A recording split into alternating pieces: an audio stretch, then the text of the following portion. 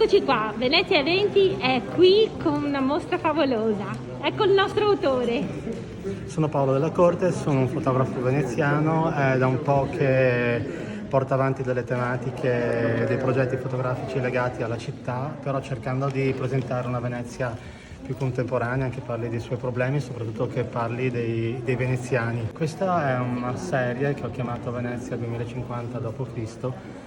e venne l'acqua grandissima e fatalità l'ho pensata nel 2019, poco prima della grande acqua del 12 novembre, anzi l'ho terminata qualche giorno prima. Ma come ti è venuta l'idea? Mi è venuta in mente, era un'idea che mi portava avanti veramente da molto tempo, perché avevo conosciuto Fellini alla fine degli anni '80. Fellini veniva a casa mia perché mio padre faceva lo sceneggiatore di un ipotetico film su Venezia e avevamo cominciato a parlare di una Venezia sommersa, una Venezia subacquea. Allora lui mi aveva illuso, Paolino, mi aveva chiamato Paolino, se pensi a una Venezia, se riesci a fotografare una Venezia subacquea, magari io ti prenderò come fotografo di scena per questo film. E negli anni mi sono sempre pensato a fotografare non solo Venezia sott'acqua, ma anche pensavo ai veneziani. E da là ho cominciato a chiamare qualche veneziano chiedendogli di buttarsi in acqua. Non è stato facile perché la vasca era a 3 metri d'altezza, era molto stretta, comunque ce l'abbiamo fatta. Si sono buttati in acqua